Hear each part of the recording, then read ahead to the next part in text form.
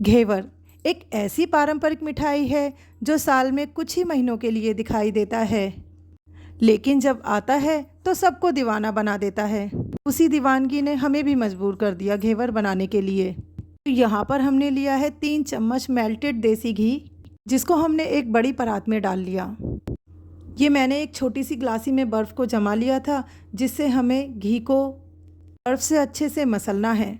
घी को तब तक मसलना है जब तक अच्छे से ये मक्खन की फॉर्म में नहीं आ जाता। बर्फ़ को हमें अच्छे से घिसते जाना है तो ये एक क्रीम की फॉर्म में तैयार हो जाता है। ये देखिए, ये एक सॉफ्ट मक्खन की तरह दिखने लगा है। अभी घी का दाना बिल्कुल भी नहीं रहना चाहिए।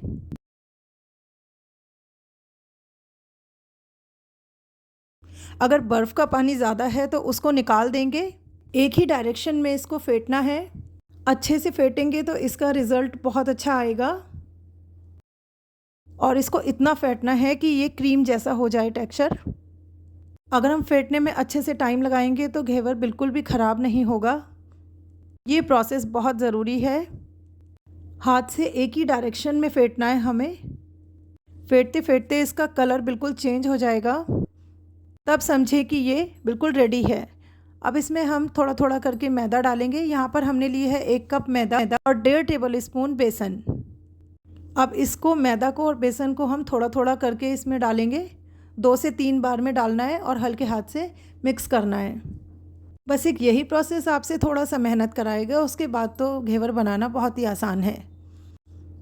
ये मैंने घी और मैदा को मिक्स कर लिया है। पहले हम 1 कप के तकरीबन पानी डालेंगे और हल्के हाथों से इसको मिक्स करेंगे। इसमें गांठें नहीं होनी चाहिए। हमें धीरे धीरे फेंटते हुए इसकी गांठों को ख़त्म करना है। और ये बचा हुआ बेसन भी और मैदा भी हमने डाल दिया। जब ये बिल्कुल फेंटते फेंटते स्मूथ हो जाएगा तब हम इसमें 1 कप पानी और डाल देंगे। 2 कप पानी का इस्तेमाल किया है हमने इस पूरे मिश्रण को बनाने में। लेकिन इम्पॉर्टेंट टिप्स, ध्यान रहे कि हमें ठंडा ही पानी लेना है, बिल्कुल चिल्ड वाटर हमें लेना है। और अगर आपको लगता है गर्मी ज़्यादा है तो 1-2 आइस क्यूब भी आप फेंटते वक्त इसमें डाल सकते हैं। 3 स्टेप होते हैं घेवर में, एक उसकी रबड़ी, एक बैटर और दूसरा चाशनी।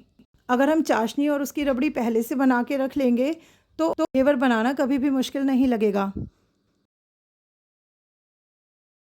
आइस क्यूब अगर ज़्यादा डाल रहे हैं तो पानी की मात्रा को कम रखेंगे।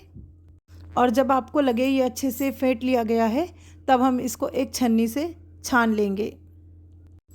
छानना बहुत ज़रूरी है। छानना इसको बहुत ज़रूरी है क्योंकि छोटे छोटे दाने कई बार रह जाते हैं घी के, तो वो निकल जाते हैं छानने से। छानने से पहले मैंने इसमें 1 टेबल स्पून नींबू का रस भी ऐड किया था, क्योंकि पार्ट रिकॉर्ड होने से रह गया था। अब इसको अच्छे से छानकर इस बैटर को हम फ्रिज में रख देंगे ठंडा होने के लिए। घेवर बनाते वक्त ही बैटर को बाहर निकालना है। उसके अलावा बैटर हमारा पूरा टाइम फ्रिज में ही रहेगा। या फिर इस तरह से एक थाली के अंदर एकदम चिल्ड वाटर डालेंगे जब हम घेवर बनाएंगे, तो ये ऐसे थाली के अंदर ठंडे घेवर बनाने में खराब नहीं आएगी। या फिर हम इसको फ्रिज में रखें और थोड़ा थोड़ा पार्ट एक बाउल में निकालते जाएं और बनाएं। मैंने घेवर बनाने के लिए इस मग का यूज़ किया है जिसमें आगे पॉइंट है, करके बैटर को कढ़ाई में डालने में हमें आसानी होगी। या फिर हम इस बॉटल का भी यूज़ कर सकते हैं। मैंने इस मग का यूज़ किया है जिससे घेवर बनाना बहुत ही आसान हो गया। आप किसी चम्मच, कलछी, किसी भी चीज़ का यूज़ कर सकते हैं। बस डालना हमें ड्रॉप ड्रॉप करके है।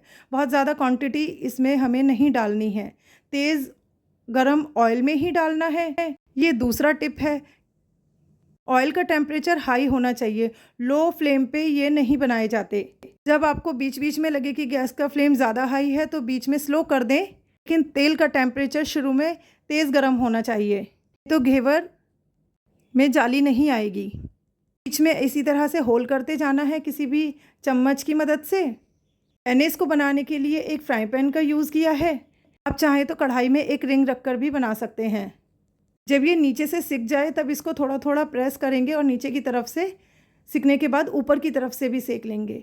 ये हमारा घेवर बनके बिल्कुल तैयार है और धीरे से इसको निकाल लेंगे। इसका फ्लेम हमने अभी स्लो कर दिया है। हमने इसी तरह दूसरा घेवर भी बना लिया है। ऑयल के टेम्परेचर का हमें बहुत ज़्यादा ध्यान रखना है। अब बनाएंगे हम इसकी चाशनी। एक पैन में लिया है हमने 1 कप चीनी और 1 कप पानी। इसको हम मेल्ट करेंगे और अच्छे से चलाते हुए थोड़ी देर चीनी गलने तक चलाएंगे। जैसे ही चीनी गल जाएगी तो धीमी आंच पे इसको छोड़ देंगे। यहाँ पर हमने डाल दिया है थोड़ा सा केसर। हम यहाँ पे कलर का यूज़ नहीं कर रहे हैं, हमने केसर से ही कलर दिया है। केसर से ही बहुत अच्छा कलर आएगा हमारे घेवर में। हमें चाशनी बहुत गाढ़ी नहीं बनानी है, सिर्फ एक चिपचिपी सी चाशनी बनानी है।